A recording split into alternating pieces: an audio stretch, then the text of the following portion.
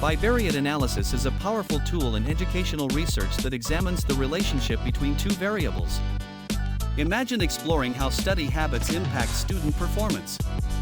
By analyzing these connections, we can uncover insights that drive better teaching strategies.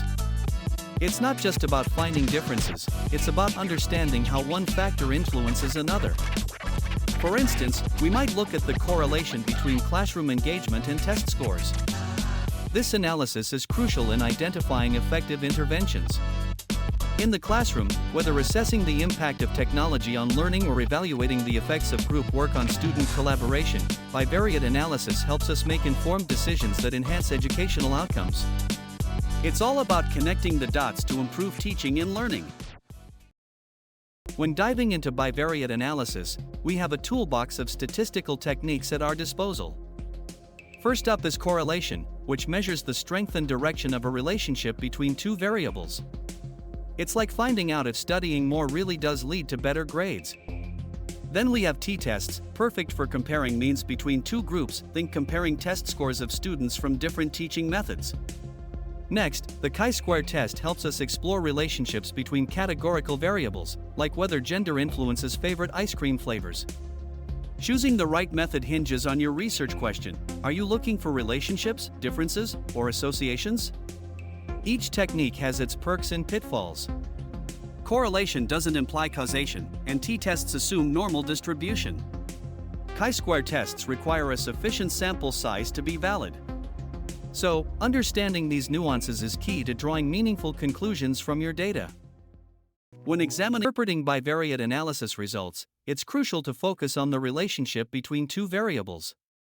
Look for correlation coefficients. A value close to 1 or -1 indicates a strong relationship, while near 0 suggests little to no connection.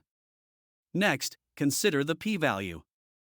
A p-value less than 0.05 typically means your results are statistically significant, indicating that the observed relationship is unlikely due to chance. As you report these findings, clarity is key. Use visuals like scatter plots to illustrate trends, making it easier for your audience to grasp complex data. Finally, draw conclusions that not only summarize the results but also suggest implications. For instance, if you find a strong correlation between education level and income, you might advocate for policies that enhance educational access. This way, your analysis doesn't just sit on paper, it drives real-world change. When exploring differences between two variables, one powerful method is the independent samples t-test. This statistical tool allows us to compare the means of two groups, helping us understand if any observed differences are significant. For instance, imagine we assess two teaching methods, one using traditional lectures and the other incorporating interactive activities. By applying the t-test, we can determine if students in the interactive group perform significantly better on assessments.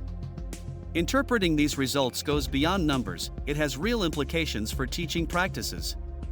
If the data shows a notable improvement in the interactive group, educators might consider adopting more engaging strategies to enhance learning outcomes.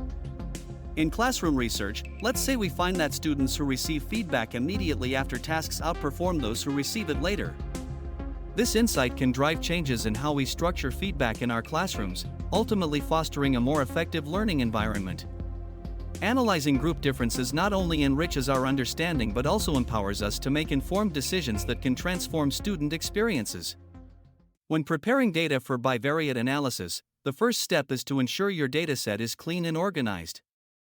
Start by checking for missing values, they can skew your results. Use statistical software like Excel or SPSS to identify and handle these gaps either by imputing values or removing incomplete cases. Next, ensure your variables are correctly formatted. For categorical data, make sure they're labeled properly, while continuous variables should be in numerical format. This clarity is crucial for accurate analysis. Then, look for outliers. They can dramatically affect your correlation coefficients, so consider whether they're genuine data points or errors. Visual tools like scatter plots can help you spot these anomalies. Finally, always document your data preparation steps. This transparency not only aids in reproducibility but also enhances the credibility of your findings. With clean, well-prepared data, you're ready to dive into insightful bivariate analysis.